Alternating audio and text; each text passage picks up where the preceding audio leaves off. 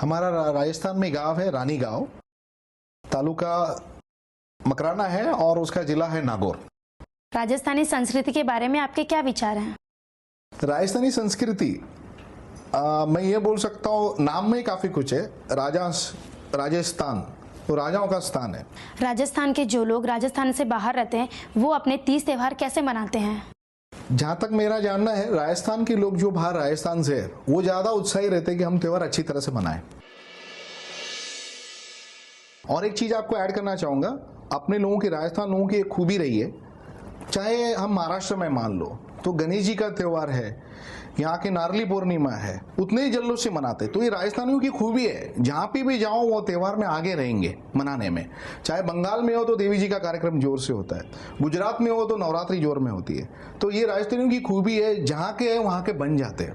आप जो समाज सेवा कर रहे हैं उससे संबंधित युवा पीढ़ी को आप क्या मार्गदर्शन देना चाहेंगे? आज के युवाओं को हर टाइप के चैलेंजेस है, सामाजिक है, बिजनेस के है, लेकिन इस सब का मिश्रण करके अपने को चैलेंज एक्सेप्ट करके हर युवाओं को मैं यही बोलूँगा कि सामाजिक सेवा के अंदर जब आप जुड़ते हो उधर अनेक चीज़ें साथ में आपको प्राप्त होती है। अगर आप कुछ पॉजिटिव करोगे समाज के प्रति, वहाँ से 100% पॉजिटिव आना है। चाहे वो बिजनेस रिलेटेड हो, पहचान हो, कॉन्टैक्ट्स हो, हर चीज़ वहीं से प्राप्त होनी है। लेकिन अपन जहाँ के ओरिजिन है उसके प्रति अपना देना एक धर्म है और एक निष्ठा होनी चाहिए और एक नीति होनी चाहिए समाज के प्रति। तो इस तरह से मैं 100% बोलूँगा कि जितनी भी युवा है कि मॉडर्न संस्कृति को अपना के पुरानी संस्कृति भूल जाना ये सही नहीं रहेगा। 100% मॉडर्न संस्कृति को एक्सेप्ट करके, पुरानी चीज़ों को भी एक्सेप्ट करके युवाओं को अपना काम करना चाहिए समाज के प्रति।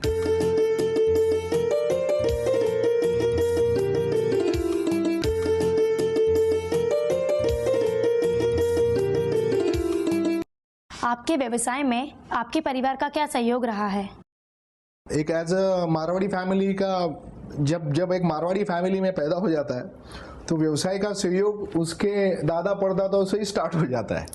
तो दादाजी की लीगेसी से आया हुआ ये व्यवसाय है, उसको आगे बढ़ाने की और वो प्रेरणा स्रोत उनको सामने रख के पूरे परिवार का सहयोग हर समय रहा है।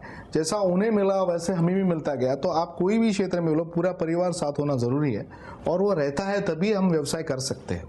ये सबसे बड़ी ये प्लस पॉइंट है एक मारवाड़ी फैमिली की, जो व्यवसाय करते समय पूरा परिवार उसको साथ देता है। आपने जो मुकाम हासिल किया है इसके लिए आप किन किन लोगों को धन्यवाद कहना चाहेंगे? मुकाम जिसको बोल सकते हैं शुरुआत है, सबसे पहले तो मैं अपने माताजी पिताजी का धन्यवाद करूंगा, क्योंकि आज जिनकी वजह से मैं यहाँ हूँ उससे आगे एक आइडियोलॉजी जो फॉलो करता हूँ अपने दादाजी का, मतलब जब मैं बचपन में छोटा था तब तक 20 साल के थे करीब, तब उसके बाद वो गुजर गए थे। तो 20 साल तक मेरे लाइफ का उनको मैंने देखा है, उनकी आइडियोलॉजी मैंने फॉलो की है और उनका बहुत बड़ा मतलब एक मेरे अंदर इंस्पिरेशन है। वो इंस्पिरेशन को लेके ही मैं अपने हर काम करता हूँ और उनके आशीर्वाद से आगे बढ़ता हूँ। इसके अलावा पूरी फैमिली को मैं बोलूँगा, मेरी पत्नी नवनीता, दोनों बच्चे आकाश आर्नव, मेरा भाई है अमर और उसकी वाइफ दीप्ति, ये सब पूरा परिवार, जब हम सब एक सपोर्ट की तरह जो मेरे साथ खड़े रहते हैं।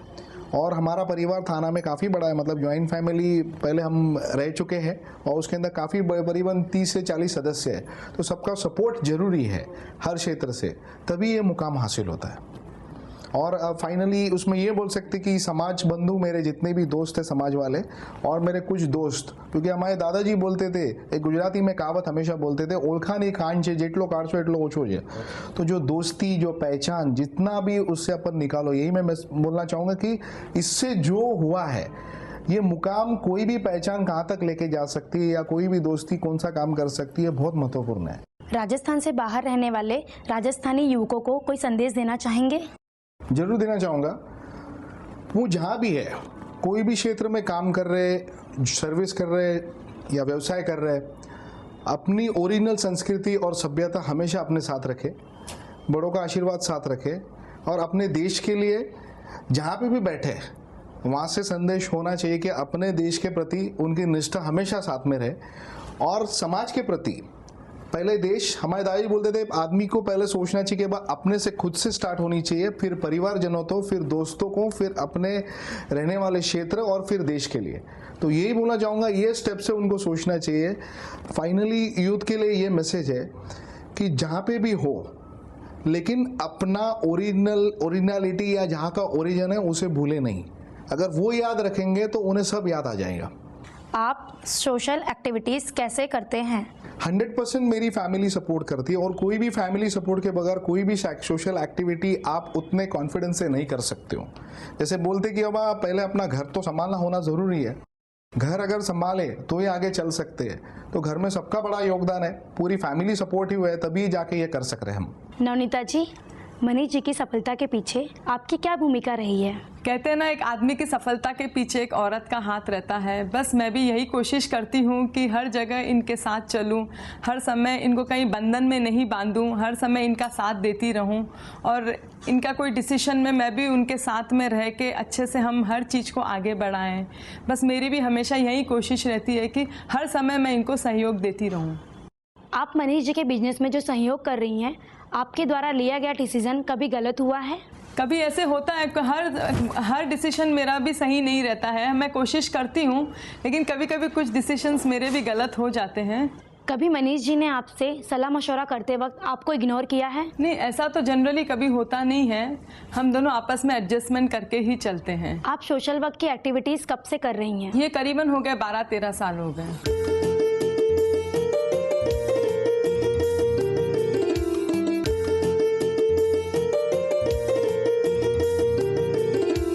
मनीष जी, आप थाने में रहकर महाराष्ट्र और राजस्थान के राजस्थानियों के लिए क्या क्या कर रहे हैं? जैसे मैंने पहले आपको जिक्र किया कि परिचय सम्मेलन हो गया, अवार्ड शो है सब परिवार को एक लाने के लिए।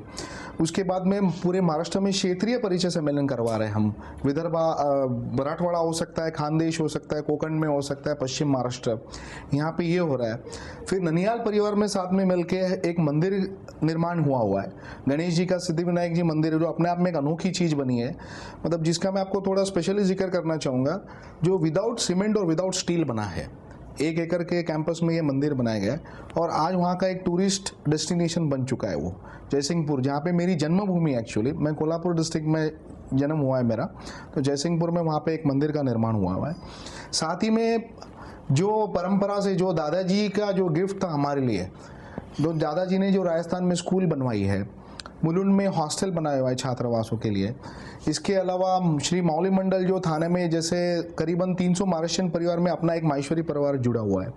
तो यहाँ पे अलग अलग टाइप के सहयोग हम जहाँ पे भी हमको जमे, या दादाजी के आशीर्वाद से जो भी ये संगठन हमको जो रेडीमेड प्लेटफॉर्म मिला है वहाँ पे काम करने का, या एटलीस्ट उसको मेंटेन करने का हम पूरा प्रयास कर रहे हैं। समाज के प्लेटफॉर्म से और कुछ चीज़ें बढ़ाने की कोशिश कर रहे हैं। आज थाना में हॉस्टल है या नया भवन है, इसके निर्माण के प्रति ये हमारा एक एम्बिशन है कि ये बने।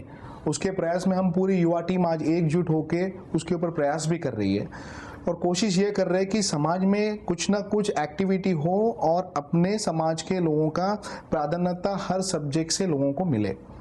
ये मेरी कोशिश रहेगी प्रदेश अध्यक्ष के तौर पे।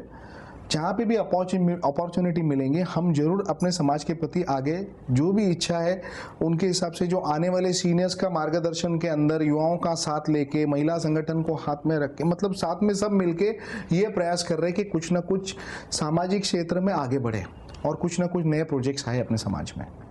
आज इस मुकाम तक पहुंचने के लिए आपने जो संघर्ष किए हैं, इसके बारे में हमारी युवा पीढ़ी के मार्गदर्शन के लिए आप क्या कहना चाहेंगे? Don't lose to anything. Destiny और कर्मा, ये दोनों चीज़ साथ में चलती है। तो कर्म करना है और नसीब भी चलेगा, तो इसके लिए पेशेंस होना ज़रूरी है। सो आई विल से कि patience is virtue, virtue is grace, put them together and keep a smiling face. That's it. आप अपने कीमती समय में से फुर्सत मिलने पर क्या करते हैं? फुर्सत मिलेंगी तब ये सोचता हूँ कि अपनी लाइफ जीऊँ, अपने फैमिली के साथ मैक्सिमम टाइम दे सके। चाहे वो कहीं जाना, आउटिंग करना है, पिक्चर के माध्यम से हो, होटलिंग करना है, या थोड़ा नेचर का शौक है तो कंट्री साइड जाना शौक लगता है, नेचर को देखना करना, जो भी अपने दिल की बात है वो करने की कोशिश करता हूँ कीमती समय में। मनीष जी, आपने अपना कीमती समय हमारे इस कार्यक्रम पाहुणा में दिया, उसके लिए आपको बहुत बहुत धन्यवाद। नमस्कार। दूरदर्शन के सभी दर्शकों को मेरा धन्यवाद एवं जय महेश। तो दोस्तों, ये थे मनीष मुंद्रा जी। इनके संकल्प को साकार करने में आपका सहयोग अवश्य मिलेगा। इसी आशा के साथ अगले सप्ताह आज ही के दिन, आज ही के समय फिर मिलेंगे आप ही के पसंदीदा शो में जिसका नाम है पावना। तब तक के लिए जय राम जी की खम्मा गणी।